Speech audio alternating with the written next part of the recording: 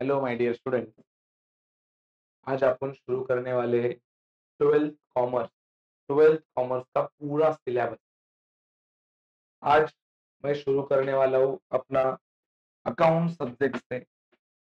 आज अपन चालू करने वाले अकाउंट सिलेबस का पहला टॉपिक। आपको ये लगातार लगातार आपको आने वाले लेक्चर्स में ऑल 10 के 10 टॉपिक्स देखने को मिलेंगे अकाउंट्स के। मैं ये लेक्चर में सारा थ्योरेटिकल डेटा ऑल टॉपिक्स का, साथ में ऑल सॉल्व सम जो तुम्हारे टेक्स्ट बुक के अंदर है, और उसके अलावा सारे टॉपिक्स के अनसॉल्व सम जो एक्सरसाइज में है, वो भी कवर करके देने वाला हूँ। और उसके अलावा मैं इसके पहले बोर्ड के कम से कम 10 पेपर, जो बोर्ड के पिछले 10 साल के 10 पेपर भी मैं आपको सॉल्व करके देने वाला हूँ।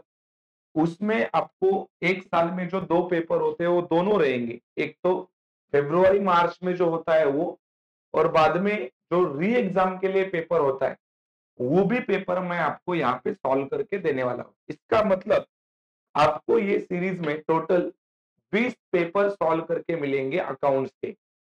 और साथ में मैंने बोला आपको सारे टॉपिक्स के सॉल्व सम, अनसॉल्व सम, और उसके अलावा जो थ्योरी होता है टॉपिक का, जो कोई भी टॉपिक सॉल्व करने के पहले आपको जो थ्योरेटिकल डेटा पता होना चाहिए, वो भी मैं यहाँ पे प्रॉपरली सॉल्व करके देने वाला। तो चले बिना देरी के शुरुआत करते हैं अपना पहला topic, twelfth commerce account syllabus का, जिसका नाम है पार्टनरशिप फाइनेंस का।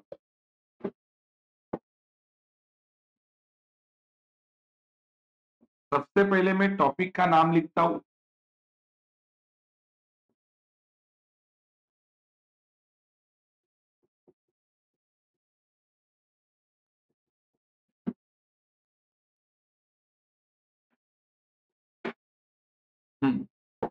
पार्टनरशिप फाइनल अकाउंट, ये अपना सिलेबस का पहला टॉपिक है। ठीक है। सबसे पहला जानना पड़ेगा sir, what is partnership.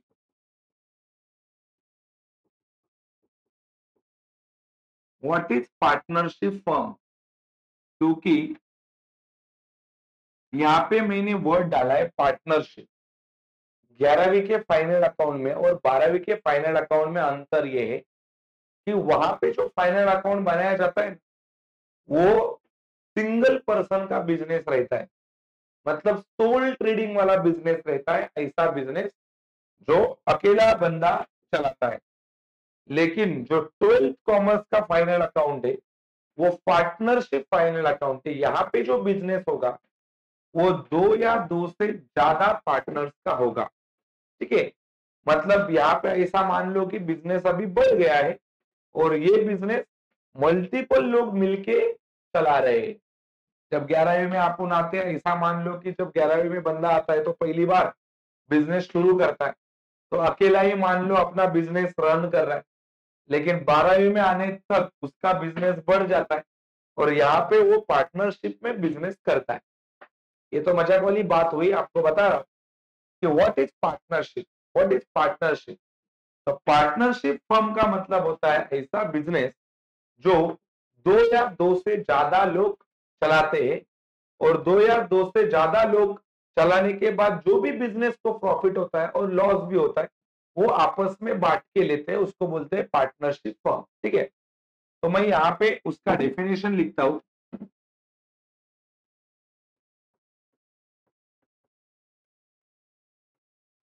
Partnership firm means a business. Partnership firm means a business which is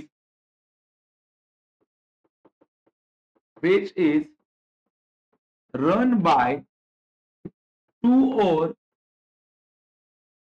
more persons। ये जो मोर पर्सन है ना वही पार्टनर्स है। 2 या 2 से ज्यादा लोग जो बिजनेस चलाते हैं उसको पार्टनरशिप फर्म कहते हैं। And they are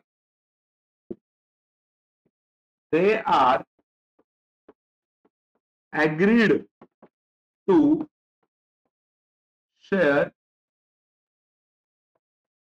profit and loss of the business. मतलब क्या, वो लोग एग्रीड भी रहते हैं, मतलब एक दूसरे के साथ उनका, बोलते हैं ना, वो एग्रीमेंट होता है उनका, दोनों के साथ, दोनों का एक दूसरे के साथ एग्रीमेंट होता है, और वो लोग एग्रीमेंट करके एग्रीड हो जाते हैं कि वो दोनों मिलके बिजनेस का सारा प्रॉफिट और लॉस क्या करके लेंगे, बांट के लेंगे।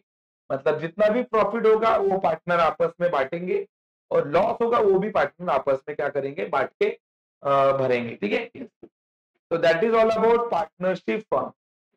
Then sir what is final account? Final account क्या होता है?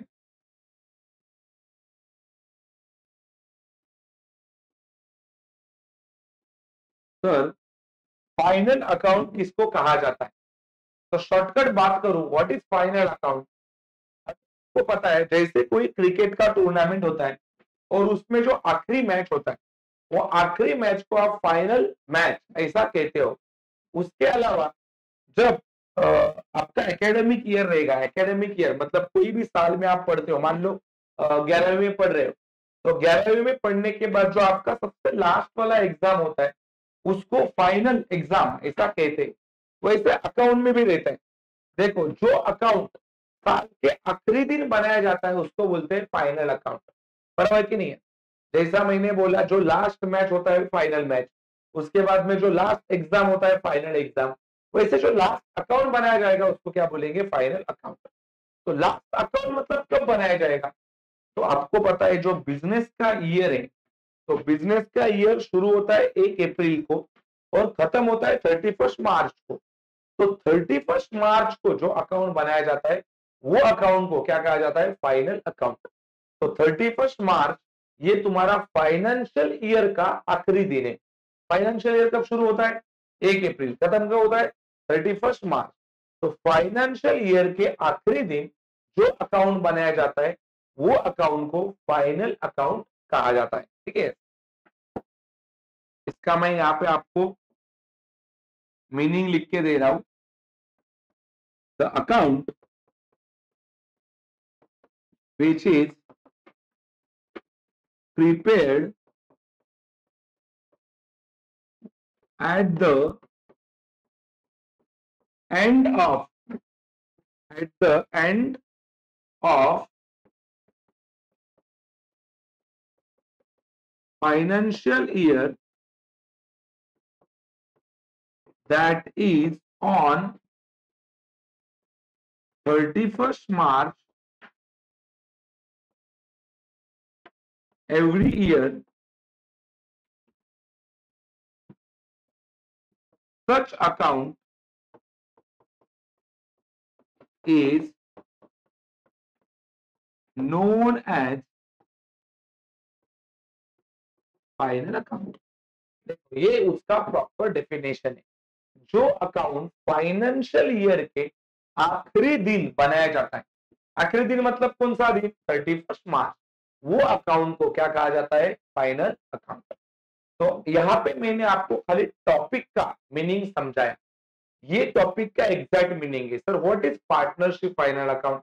तो partnership firm, what is partnership firm? जो बिजनेस दो या दो से ज्यादा लोग करते हैं और वो लोग एग्रीड होते हैं बिजनेस का प्रॉफिट और लॉस बांटने के लिए। What is final account? ऐसा अकाउंट जो साल के आखिरी दिन बनाया जाता है।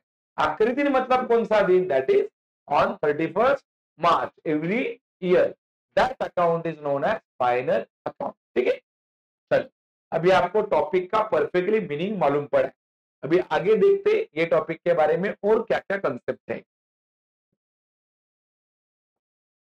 हम्म,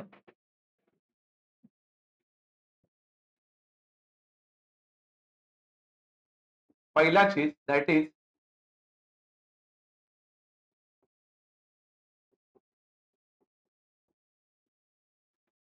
क्वेश्चन इंक्लूड।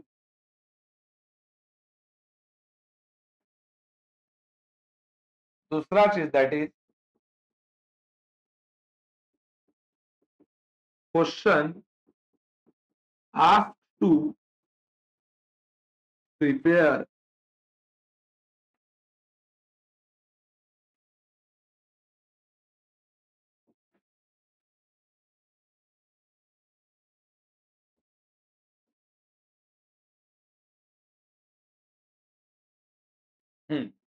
चलो ये अगला अपना कंसेप्ट है। सर क्वेश्चन देखो, कोई भी टॉपिक करने जाएंगे ना, अपने को 10 टॉपिक है और 10 टॉपिक के क्वेश्चन पहले अपने को पहचानने को आने चाहिए।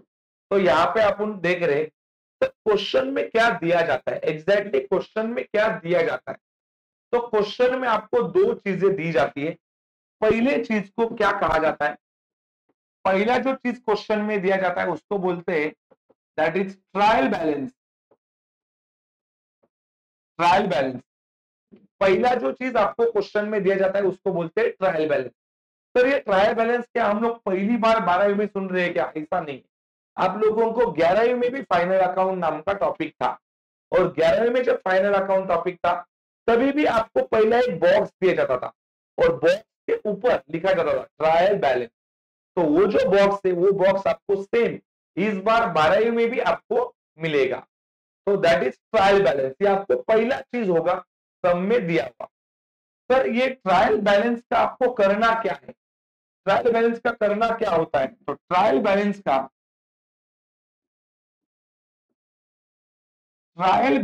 आपको करना होता है पोस्टिंग। ट्रायल बैलेंस का आपको करना होता है पोस्टिंग। इसका मतलब क्या, यहाँ पे आपको मैं बताने वाला हूं कि सॉल्यूशन में क्या क्या चीज बनने वाला है। तो सॉल्यूशन में टोटल 4 बॉक्स बनने वाले, मतलब 4 फॉर्मेट बनने वाले। तो ये 4 फॉर्मेट में किसमें क्या जाएगा, ये सारा डेटा आपको ट्रायल बैलेंस में लिख के दिया जाता है।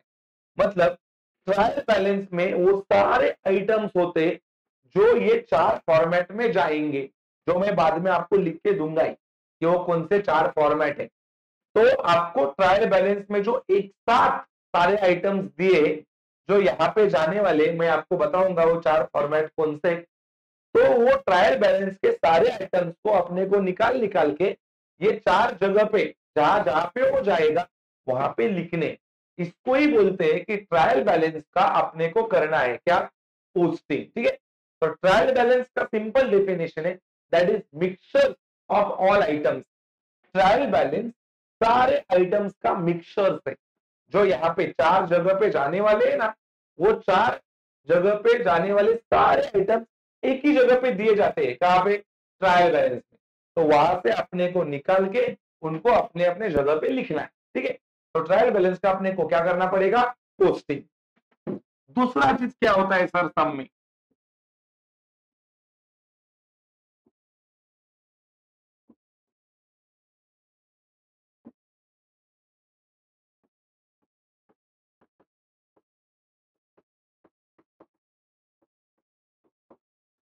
एडजस्टमेंट। सर एडजस्टमेंट का क्या करना है, एडजस्टमेंट के अपने को देने हैं इफेक्ट। सबसे इंपॉर्टेंट पार्ट अपना कि सब में आप लोगों को एक पहला बॉक्स आता है दैट इज ट्रायल बैलेंस।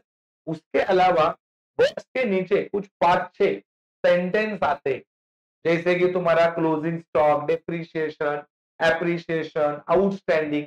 ये सारी चीजें आप लोगों ने 11वीं में पढ़ी है। तो वो चीजों को एडजस्टमेंट्स कहते हैं, और वो एडजस्टमेंट का अपने को क्या देना होता है, इफेक्ट।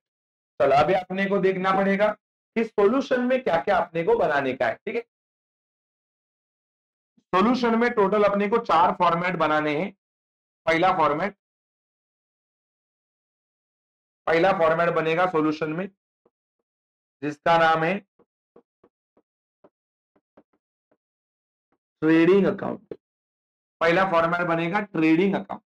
पर व्हाट इज ट्रेडिंग, ट्रेडिंग मतलब होता है buying and selling of goods and services. Buying and selling of goods and services को आप लोग ट्रेडिंग बोलते हो। ट्रेड मतलब क्या, कोई भी चीज खरीदना और बेचना, दैट इज ट्रेडिंग। अभी क्या सर, ये आपको मैंने अंडरस्टैंडिंग के लिए बता रहा हूं, आपको याद क्या रखना है, दिस कौन सा फॉर्मेट बनेगा। तो फॉर्मेट कौन सा बनने वाला है आपका, पहला ट्रेडिंग, ठीक है। दूसरा फॉर्मेट, दूसरा जो फॉर्मेट बनने वाला है उसका नाम है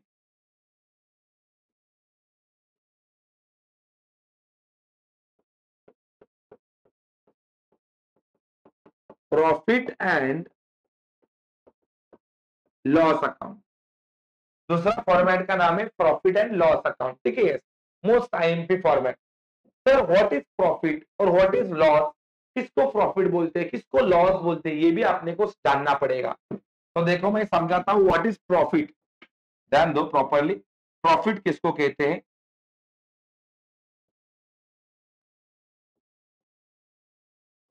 सर ये 11वीं में था क्या, यस 11वीं में था। प्रॉफिट किसको बोलते हैं, जब अपना सेलिंग प्राइस, जब अपना सेलिंग प्राइस, सेलिंग प्राइस ज्यादा रहता है किससे, कॉस्ट प्राइस से, तब आपके बिजनेस को प्रॉफिट होता है। जैसे कि मान लो ये जो स्टाइलस है मेरे हाथ में, ये मार्कर जो है, ये मार्कर का मान लो सेलिंग प्राइस, मतलब इसको मैंने बेचने का दाम 1000 रुपए, और इसको मैंने बनाया, कॉस्ट मतलब इसको बनाने का खर्चा, मान लो ये मैंने बनाया था 500 रुपए में। अगर 500 रुपए का प्रोडक्ट अगर मैं 1000 रुपए में बेचूंगा तो मेरे बिजनेस को क्या होगा, प्रॉफिट। ये सिंपल डेफिनेशन है, बिकॉज ये डेफिनेशन 11वीं में हो चुका है।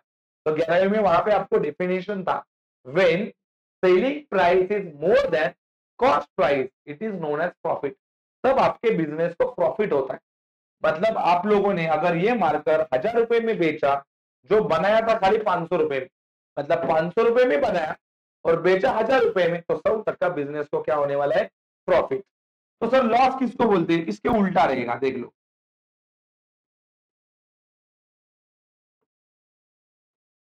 लॉस, यहाँ पे मैं वही कंसेप्ट लिख रहा हूं, सेलिंग प्राइस जो है वो छोटा होगा किससे, कॉस्ट प्राइस से। तो आपको सिंपल कंसेप्ट मालूम पड़ा, सर सेलिंग प्राइस कम है और कॉस्ट प्राइस ज्यादा है। मान लो बनाया था 1000 रुपए में, कॉस्ट, कॉस्ट मतलब बनाने का खर्चा, बनाया था 1000 रुपए में और उसको बेचा खाली 500 रुपए में, मतलब 1000 रुपए का प्रोडक्ट अगर मैं 500 में बेचूंगा तो मेरे बिजनेस को 100 का क्या होने वाला है, लॉस। देखो एक एक कंसेप्ट में आपको प्रॉपरली एक्सप्लेन करके जा रहा हूं, ताकि आपको कोई भी पूछे what is trading, what is profit, what is loss, तो अपने को समझाने को आना चाहिए। ट्रेडिंग मतलब buying and selling of goods and services. What is profit, selling price more than cost price. What is loss, selling price is less than cost price. तो अभी आप उन्हें देखे दो कौन से फॉर्मेट बनते, अभी आगे देखेंगे और तीसरा कौन सा फॉर्मेट बनता है।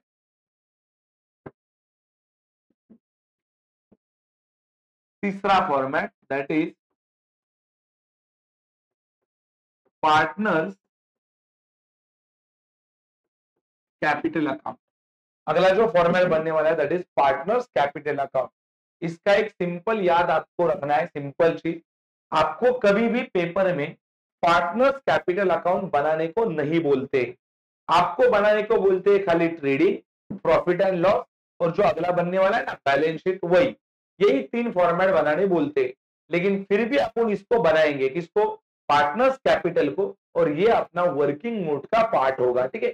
सर तो ये 11वीं बनता था क्या, ये पार्टनर्स कैपिटल नहीं बनता था और बनेगा भी नहीं, क्यों, क्योंकि 11वीं का जो फाइनल अकाउंट है वो सोल ट्रेडिंग वाला है, अकेला बिजनेसमैन है वहां पे, अकेला बिजनेस कर रहा है।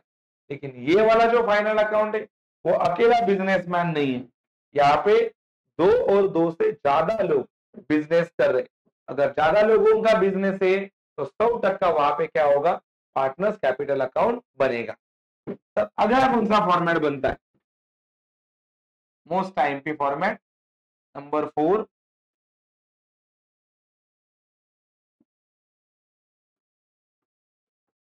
That is balance sheet, that is balance sheet. Sir आप लोगों को ये 4 नाम में एक चीज नोटिस करना है। देखो क्या चीज, trading account, profit and loss account, और यहाँ पे देखो पार्टनर्स कैपिटल अकाउंट। लेकिन balance sheet is not an account. Balance sheet के आगे मैंने अकाउंट ऐसा वर्ड नहीं लिखा, ये आपको ऑब्जेक्टिव में आता है। What is balance sheet? तो बैलेंस शीट ये कोई अकाउंट नहीं है, बैलेंस शीट है स्टेटमेंट है। Balance sheet, balance sheet is not an account.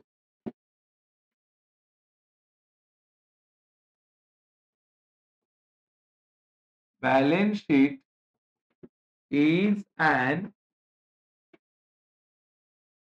statement। देखो ट्रू फॉल्स के लिए आता है।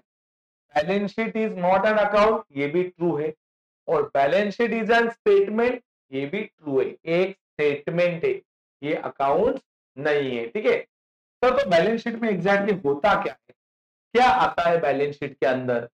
तो ध्यान रखो, बैलेंस शीट में आपको दो चीजें देखने को मिलेगी। एक होता है बैलेंस शीट में पहला चीज, उसको बोलते हैं लायबिलिटीज, और जो दूसरा चीज होता है बैलेंस शीट में वो होता है असेट। मतलब बैलेंस शीट में दो चीज होती है, एक लायबिलिटीज और दूसरा असेट। तो लायबिलिटीज व्हाट? लायबिलिटीज मतलब कर्जा होता है, बिजनेस का कर्जा, उसको लायबिलिटी बोलते हैं। एंड असेट मतलब क्या? बिजनेस का सारा प्रॉपर्टी। सारे प्रॉपर्टी को क्या बोलेंगे? असेट। और सारे लायबिलिटीज को क्या बोलेंगे? कर्जा।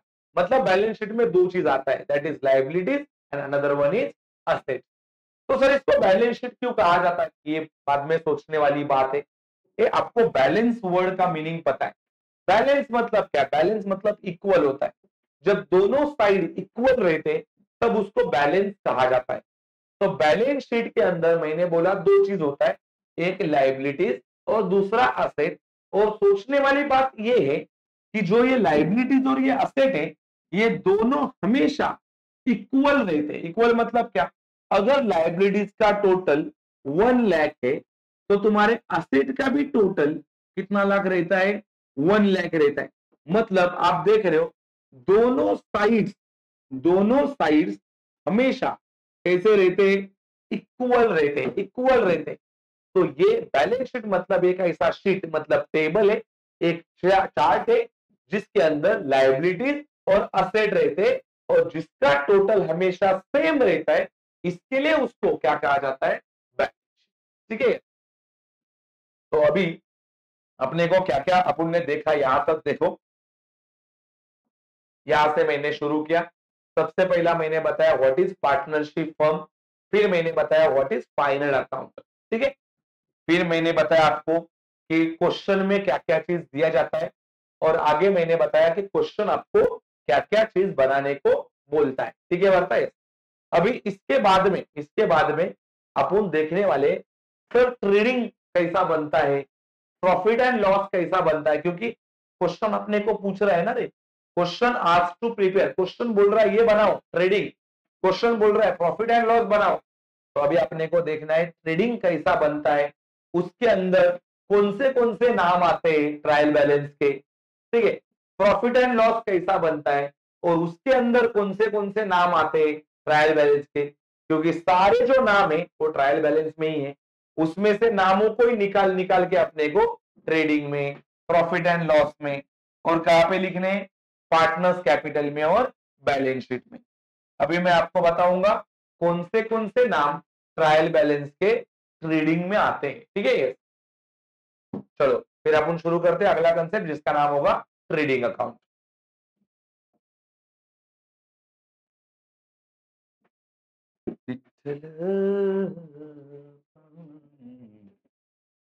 चलो देखते हैं कैसा ट्रेडिंग अकाउंट बनाने का है।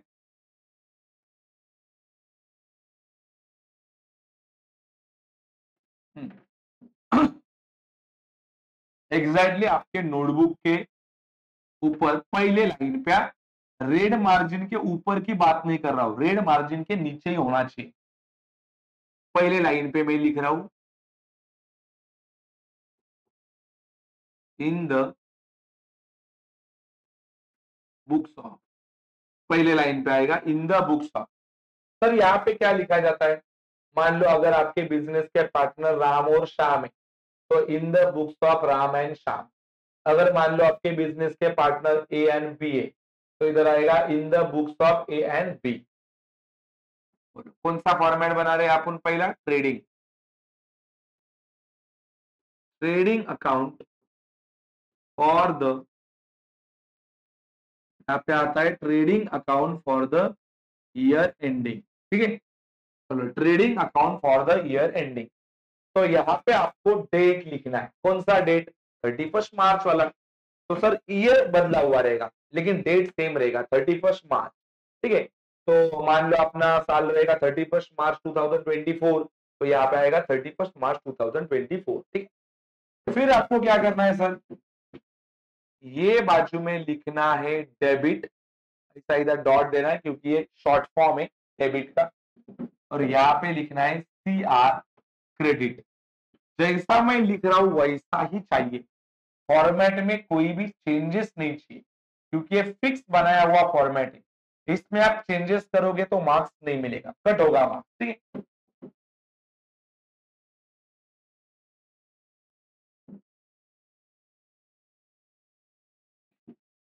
अब स्केल से बना रहे हो आप।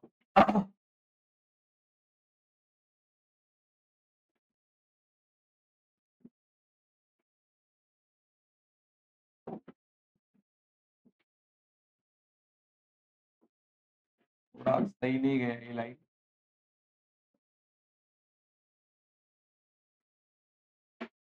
अभी परफेक्ट।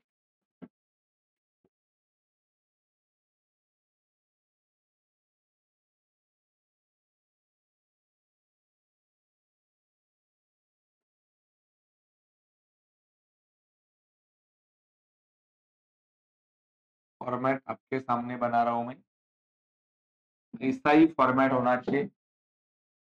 सर इसके लिए उतनी जगह रखो, इसके अंदर 1 लाख वाला अमाउंट बैठना चाहिए। 1 लाख लिखेंगे तो बैठना चाहिए।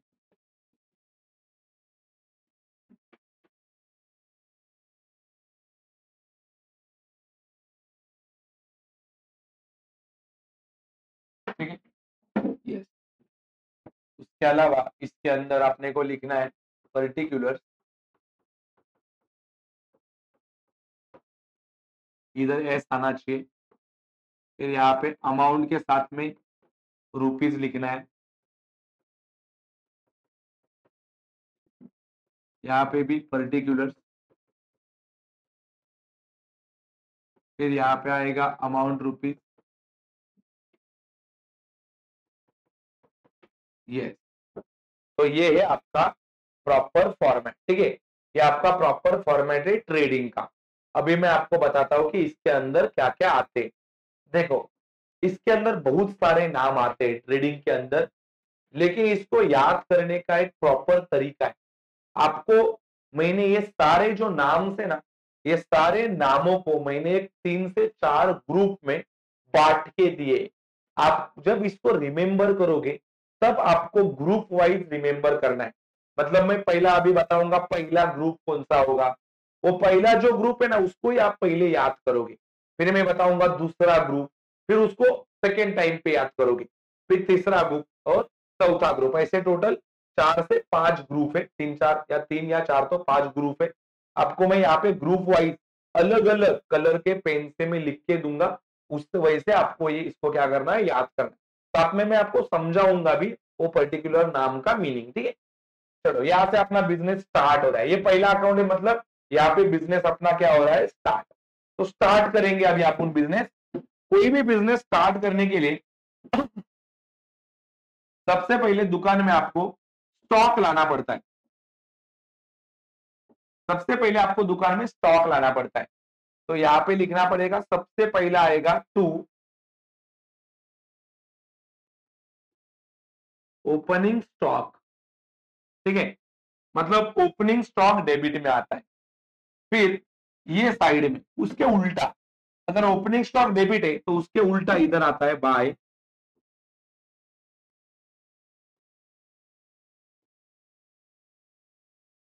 Closing stock. सर पहचानने का कैसा? आपको पता है बिजनेस कब स्टार्ट होता है? 1 अप्रैल को। तो 1 अप्रैल वाला स्टॉक ओपनिंग स्टॉक। बिजनेस कब क्लोज होता है? क्लोज मतलब बिजनेस का साल कब खत्म होता है? 31 मार्च को। तो 31 मार्च वाला स्टॉक कौन सा होगा? Closing stock. ठीक है सर। और क्या आता है? अभी मान लो दुकान चालू हो गया, दुकान में स्टॉक लाया, मान लो अभी दुकान साल भर चलाने का है, फिर दुकान का स्टॉक 6 महीने के बाद खत्म हो गया। तो 6 महीने के बाद खत्म होने के बाद दुकानदार क्या करता है? और स्टॉक लाता है। तो और स्टॉक खरीद के लाया उसको बोलेंगे to purchase. Purchase debit. Sir purchase debit क्यों? एक्सपेंस है, और एक्सपेंस ऑलवेज क्या होता है? डेबिट। परचेज खर्चा। इसके उल्टा, इसके उल्टा परचेज के उल्टा यहाँ पे नाम आता है बाय सेल्स। सेल्स क्यों क्रेडिट में? क्योंकि सेल्स बिजनेस का इनकम है। और साथ में इसको पहले नंबर पे क्यों लिखा जाता है? क्योंकि सेल्स बिजनेस का सबसे बड़ा इनकम होता है, और सबसे बड़ा इनकम ऑलवेज कहां पे लिखा जाता है? टॉप पे ही लिखा जाता है। होता क्या है मेन प्रॉब्लम? जो स्टॉक तुमने परचेस करके लाया था, उस मान लो कि आपने परचेस करके लाया था 100 पीस, लेकिन वो 100 में से मान लो 20 पीस डिफेक्टिव निकले। तो ऐसे टाइम पे आप क्या करोगे? जो 20 पीस डिफेक्टिव थे उसको वापस रिटर्न करोगे। रिटर्न करना उसको बोलते हैं परचेस रिटर्न। ठीक है।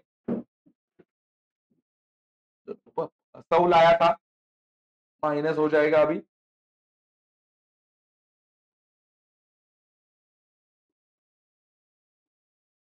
सर ये परचेस रिटर्न का दूसरा नाम है। दूसरा नाम क्या है? अभी आपको पता चला परचेस रिटर्न, खरीद के लाया था उसको वापस किया, खरीद के लाया था उसको वापस किया। वापस किया मतलब मेरे पास से गया, गया मतलब वो आउट हो गया। आउट हो गया तो इसका दूसरा नाम आता है, that is return outward.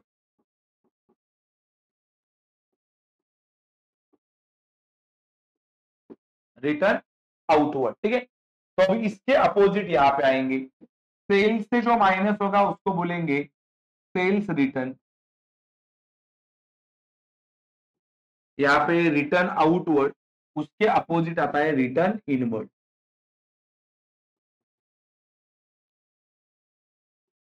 Return inward. ठीक है। तो माय डियर स्टूडेंट, ये हो गया आपका पहला ग्रुप। आपको पहले यही याद करना है। सर इसको याद करने का भी तरीका, हाँ मैं आपको एक बार इसको बोल के दिखाता हूं, फिर आपको वैसे उसको याद करना है।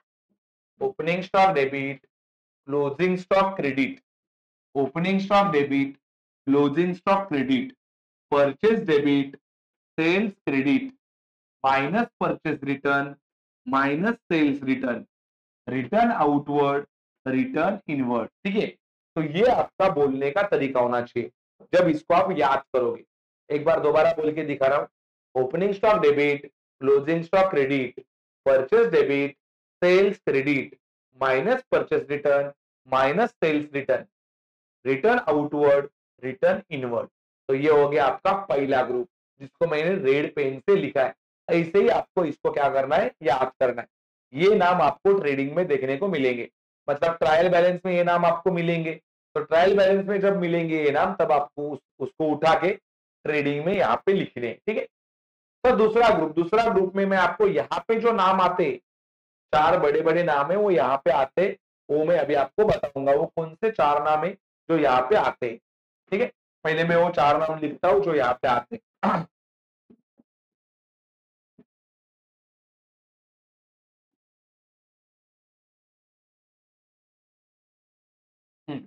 पहला वो नाम by goods lost by fire. उसके बाद में by goods lost by theft. उसके बाद में by goods distributed as free samples. उसके बाद में बाय गुड्स विड्रॉन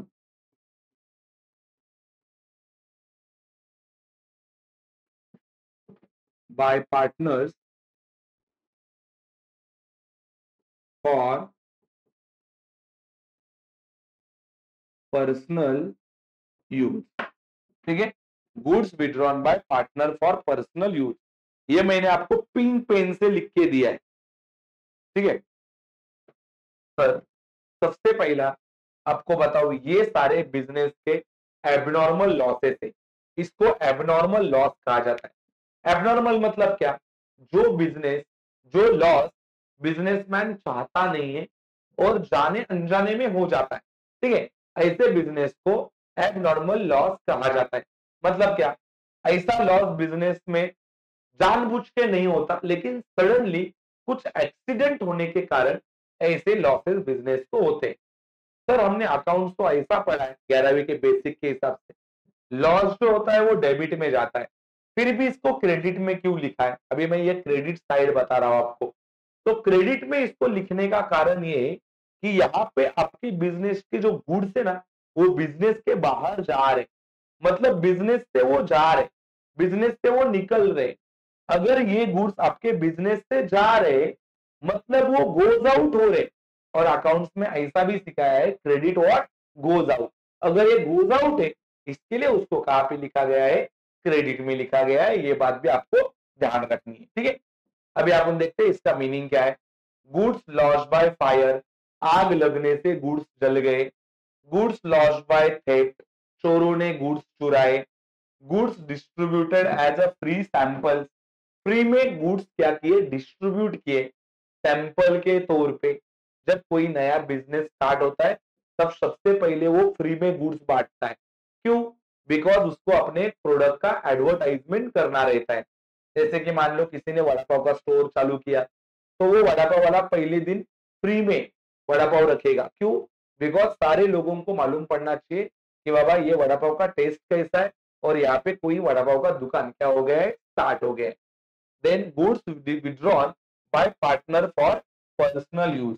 मान लो अगर कोई मेरा ही बिजनेस है, मान लो मैं किसी के साथ पार्टनरशिप में बिजनेस कर रहा हूँ, मान लो मैं साड़ी का बिजनेस कर रहा हूँ, तो अभी मेरे बीवी को जब साड़ी की जरूरत होगी तब मैं मेरे ही बिजनेस से साड़ी लेके जाऊंगा।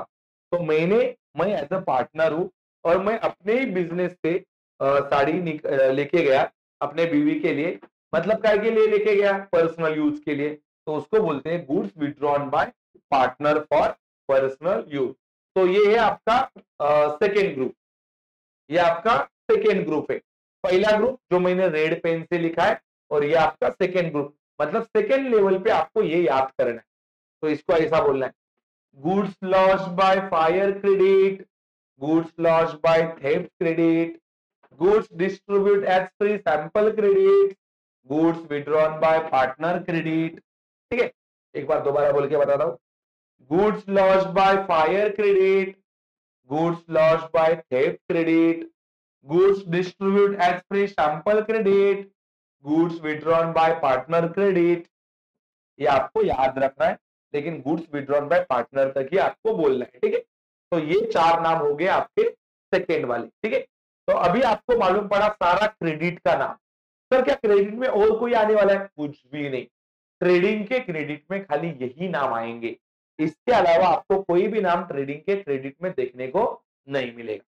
चलो अभी मैं आपको अगले कलर से दिखाऊंगा जो तीसरा ग्रुप है जो आपको याद करना है, जो ट्रेडिंग के डेबिट में जाता है। ठीक है, देखते हैं अभी कौन सा ग्रुप है जो ट्रेडिंग के डेबिट में जाता है।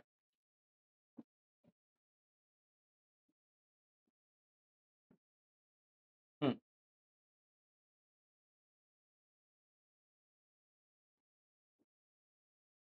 वेजेस, अगला नाम है टू, वेजेस एंड सैलरी, उसके आगे का नाम है कैरेज, उसको ही बोलते हैं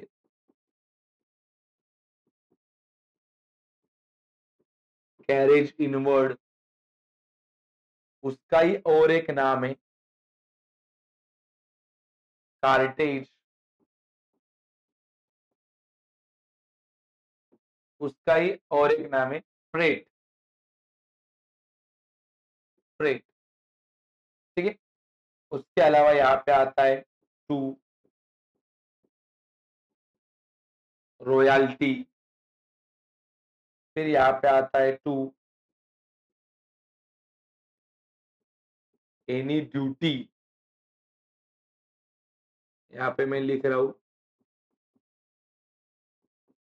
एक्सपोर्ट ड्यूटी नहीं आता। फिर यहाँ पे नाम आता है तुम्हारा to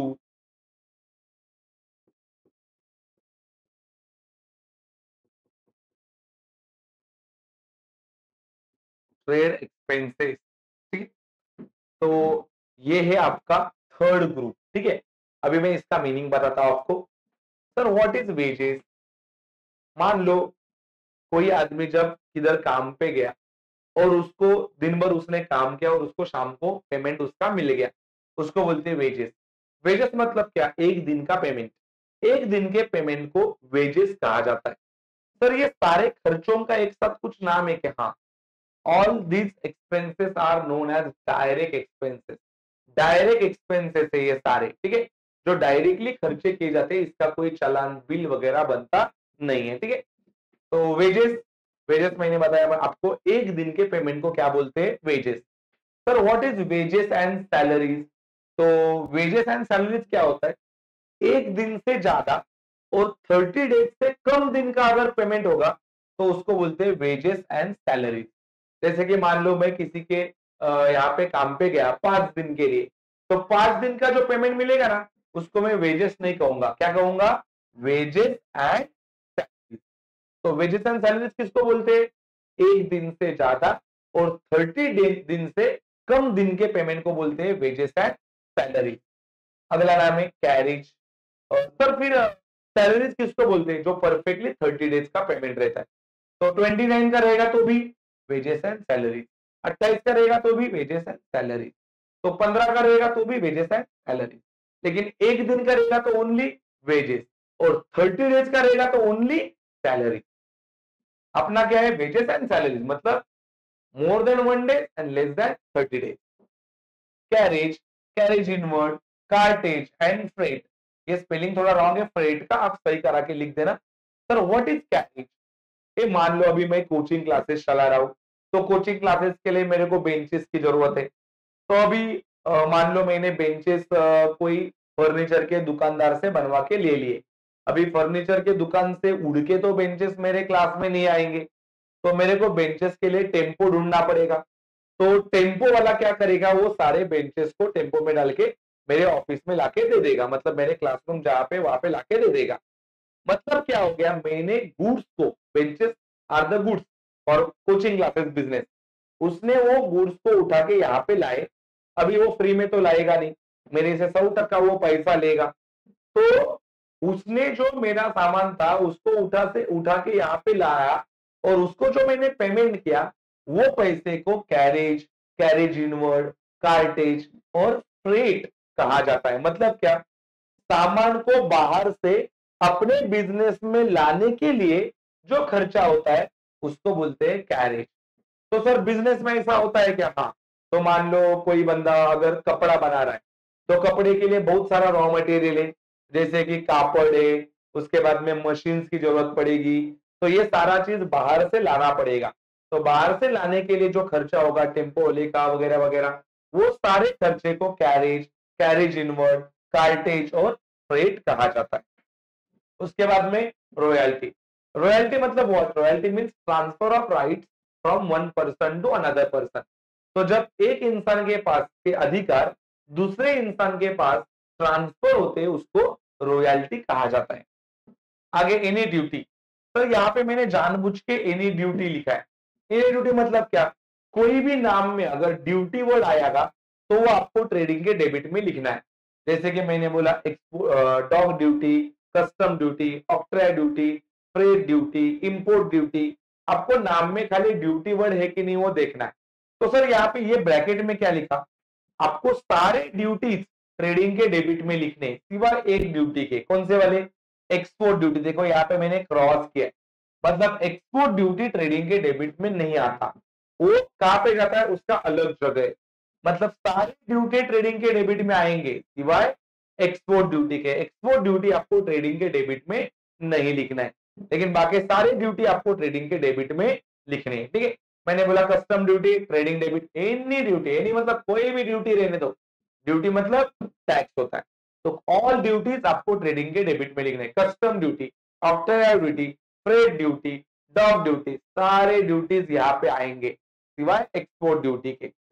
then trade expenses, sir trade expenses के बाजू में मैं यहाँ पे स्टार करा रहा हूं। Sir what is the meaning of this star? देखो आपको बता दूं, दो टाइप के एक्सपेंसेस होते हैं, एक होता है जनरल एक्सपेंस और एक होता है ट्रेड एक्सपेंस। ध्यान से सुनो क्या बता रहा। तो मान लो एक ही सम में आपको ट्रेड एक्सपेंस और जनरल एक्सपेंस दोनों आए हैं, एक ही सम में ट्रेड भी आया है और जनरल भी आया है। ऐसे ही टाइम पे ट्रेड को आपको ट्रेडिंग में लिखना है और जनरल एक्सपेंसेस को आपको लिखना है प्रॉफिट एंड लॉस में। तो मान लो सर एक सम में खाली ट्रेड ही आया, जनरल आया ही नहीं, तो ऐसे टाइम पे ट्रेड को ट्रेडिंग में नहीं लिखना है, उसको लिखना है प्रॉफिट एंड लॉस में। तो आपको आई होप मैंने जो बताई हुई बात है वो परफेक्टली आपको समझी। क्या मैंने बोला, आपको पहला चेक करना है एक ही सम में दोनों आए हैं क्या, कौन से, ट्रेड भी और जनरल भी। अगर ट्रेड भी और जनरल भी आया तो ट्रेड जाएगा ट्रेडिंग में और जनरल जाएगा प्रॉफिट एंड लॉस में। लेकिन एक ही सम में खाली ट्रेड आया है, जनरल आया ही नहीं है, तो ऐसे टाइम पे ट्रेड को आपको उठा के लिखना है प्रॉफिट एंड लॉस में, वो ये वाले फॉर्मेट में नहीं आएगा। ठीक है, तो ये हो गया आपका थर्ड ग्रुप। ठीक है, तो ये आपका पहला ग्रुप मैंने रेड पेन से लिखा है, दूसरा ग्रुप आपको मैंने पिंक पेन से लिखा है, और ये तुम्हारा लाइट ब्लू पेन से मैंने आपको ये तीसरा ग्रुप लिख के दिया है। जैसा ग्रुप है वैसा ही आपको याद करना है। तो इसको वैसा बोलेंगे अभी, तो इसको बोलने का pattern, wages debit, wages and salaries debit, carriage inward debit, cartage debit, freight debit, royalty debit, any duty debit, trade expenses debit. ये आपको खाली अलग से दिमाग में याद रखना है, उसके लिए अलग से कोई रूल नहीं है। इसका जो कंसेप्ट था वो मैंने आपको परफेक्टली बता के दिया है। तो अभी मैं अगला पेज यूज कर रहा हूं, क्योंकि वो पेज पे मैं आपको लिखा के दूंगा जो अगला ग्रुप है, वो पहला दूसरा तीसरा ग्रुप हो गया, और एक ग्रुप है वो मैं अगले पन्ने पे आपको लिखा के दे रहा हूं। यही फॉर्मेट आपके तो नोटबुक के एक ही पेज पे बैठेगा। ठीक है, मैं ये फॉर्मेट में आगे बना रहा हूं। मान लो ये मेरा डेबिट साइड है, सॉरी ब्लैक पेन यूज करते हैं।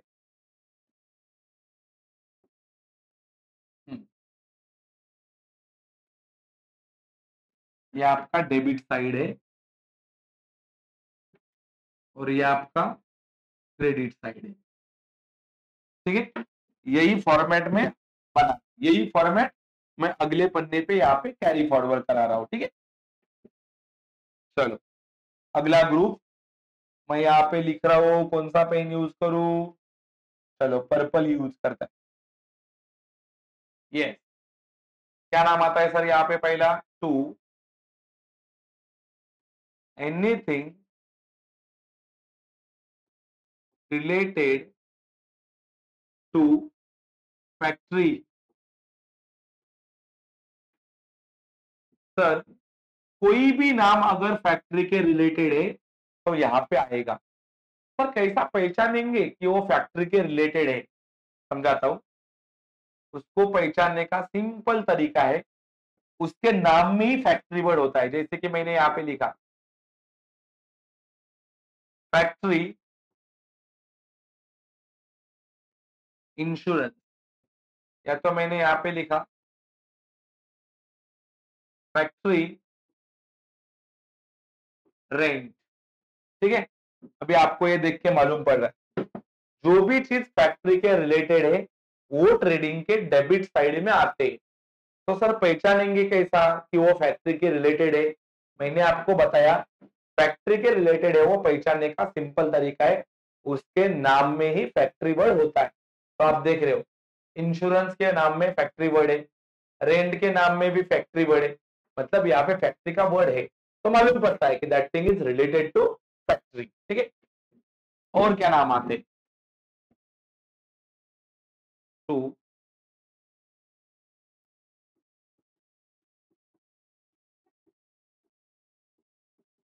Manufacturing expenses,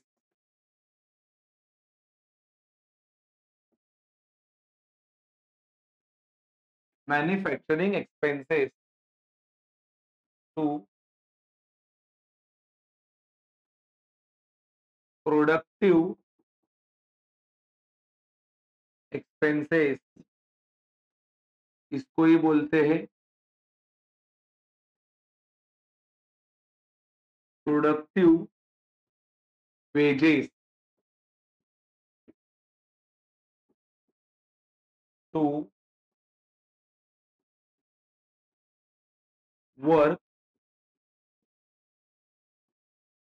manager salary. उसके बाद में to power and fuel,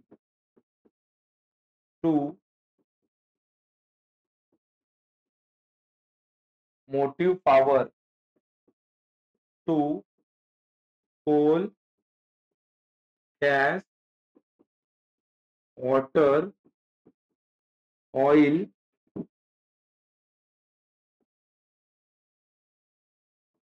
etcetera, to heating and lighting. Sir पहले मैंने आपको ये नाम लिखा के दिए, क्यों? क्योंकि उसमें डायरेक्ट वर्ड था फैक्ट्री। तो क्या सर ये भी फैक्ट्री के रिलेटेड है? ये भी फैक्ट्री के रिलेटेड है, लेकिन इसमें फैक्ट्री वर्ड नहीं है।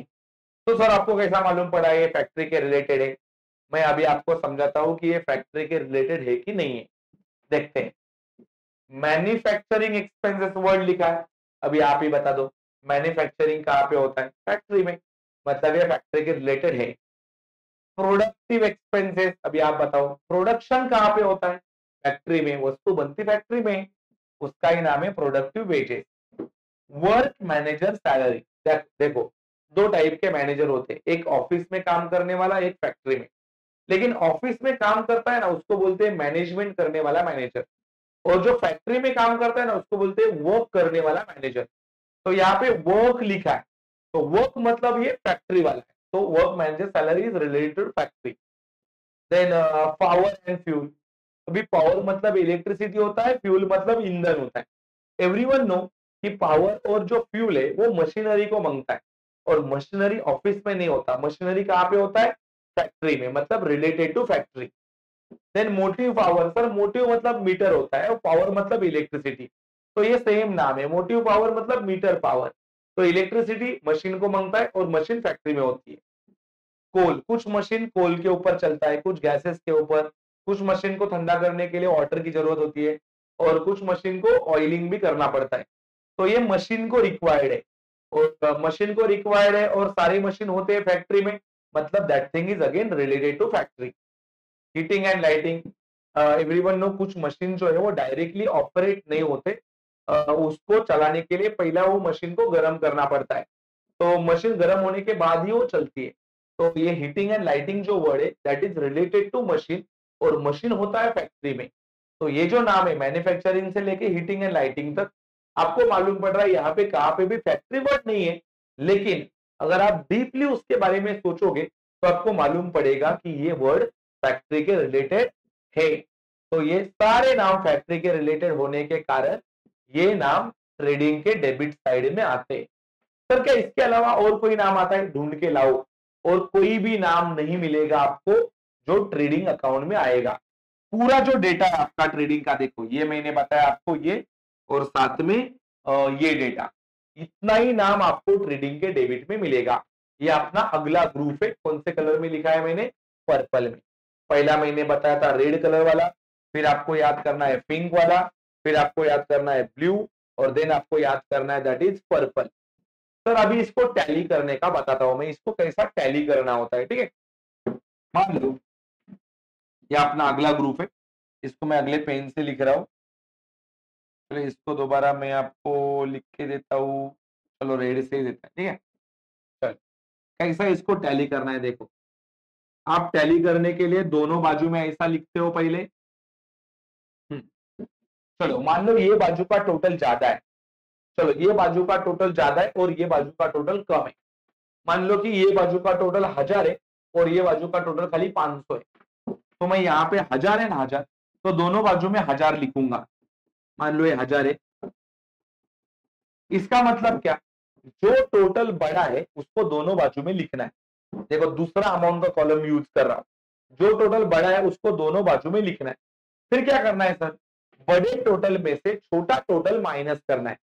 ये 1000 था और ये 500 था, तो 1000 में से 500 लेस करना है। तो 1000 में से 500 लेस करने के बाद कितना बचेगा, 500 ही। वो कहां पे लिखने का, जो बाजू का टोटल कम था। तो कम कहां का था टोटल, यहां था, तो यहां पे आंसर आएगा। चलो यहां पे आंसर आएगा, तो इसको नाम देंगे by gross loss carried down, ठीक है। एक बार दोबारा समझाता हूं, टोटल कैसा किया सर, बाजू बाजू, जो बड़ा बाजू वो लिखा दोनों बाजू, फिर माइनस किया बड़े बाजू में से छोटा बाजू, और जो भी आंसर आया वो मैंने लिखा जहां पे था छोटा बाजू। तो छोटा बाजू कौन सा था, ये वाला, तो यहाँ पे लिखा। तो टैली कैसा करने का, टैली करने का रूल है बाजू बाजू, जो बड़ा बाजू वो लिखने का दोनों बाजू, फिर माइनस करने का बड़े बाजू में से छोटा बाजू, जो भी आंसर आएगा वो लिखने का जहां पे था छोटा बाजू, ठीक है। बोलो क्या कंसेप्ट बताया मैंने, टैली कैसा करने का, बाजू बाजू, ये बड़ा बाजू था लिखा दोनों बाजू, फिर माइनस किया बड़े बाजू के टोटल में से छोटा बाजू का टोटल, और जो भी आंसर आया वो लिखा कहां पे, जो बाजू का टोटल कम था।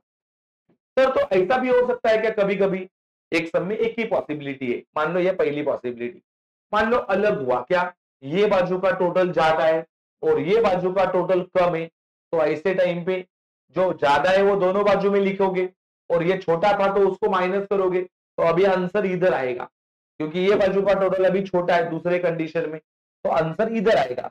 तो इधर आंसर आया तो उसको नाम देने का है टू ग्रॉस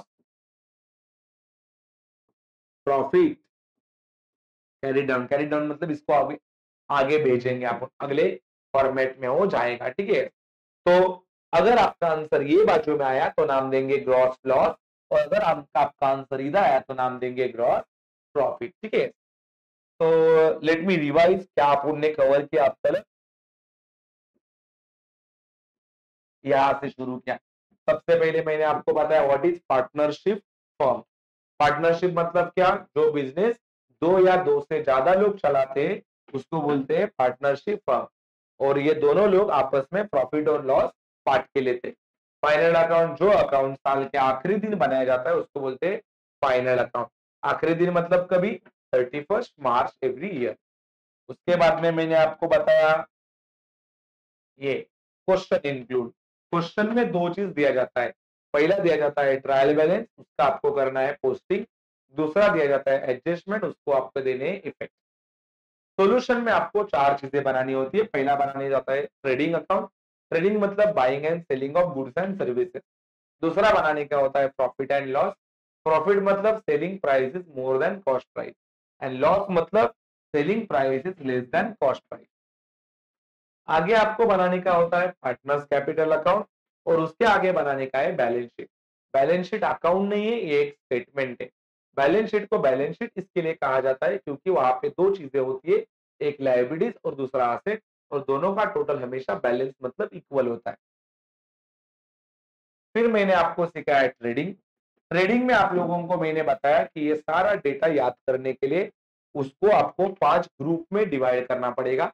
पहला group opening stock debit, closing stock credit, purchase debit, sales credit, minus purchase return, minus sales return, return outward, return inward. दूसरा group goods lost by fire credit, goods lost by theft credit, goods withdrawn by partner credit, goods distributed as free sample credit।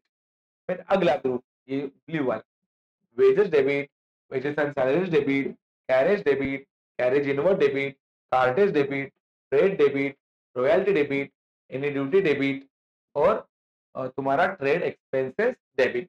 इनके rules भी आपको समझाया मैंने। फिर अगला group है आपका ये वाला, anything related to factory debit, इसके नाम में फैक्ट्री वर्ड होता है। फिर उसके बाद में आता है work manager salary debit, manufacturing expenses debit, productive expenses debit, productive wages debit, power and fuel debit, motive power debit, coal gas water oil etcetera debit, heating and lighting debit. तो ये हो गया अगला ग्रुप। उसके बाद में मैंने आपको बताया टैली कैसा करना है। पहले आपको चेक करना है बाजू बाजू, जो बड़ा बाजू वो लिखने का दोनों बाजू, फिर माइनस करने का बड़े बाजू में से छोटा बाजू, जो भी आंसर आएगा वो लिखने का जहां पे था छोटा बाजू। तो मान लो आंसर डेबिट में आया तो नाम देंगे ग्रॉस प्रॉफिट, और मान लो क्रेडिट में आया तो नाम देंगे ग्रॉस लॉस। तो इस तरह से आज के लेक्चर में मैंने आपको सिखाया व्हाट इज फाइनल अकाउंट और फिर ट्रेडिंग के फॉर्मेट में क्या क्या आता है। अगले लेक्चर में आपको देखने को मिलेगा पूरा प्रॉफिट एंड लॉस, पूरा पार्टनर्स कैपिटल अकाउंट और पूरा बैलेंस शीट। और उसके अगले लेक्चर में आपको एडजस्टमेंट सारे समझाऊंगा प्रॉपर अंडरस्टैंडिंग के साथ, और फिर अपन ये टॉपिक के सम स्टार्ट करेंगे। Thank you so much. फिलहाल आपको ये लेक्चर पसंद आया रहेगा तो वीडियो को लाइक करो, शेयर करो, और आप हमारे यूट्यूब चैनल पे नए रहेंगे तो चैनल को सब्सक्राइब करना नहीं भूलना। Thank you so much. Stay connected.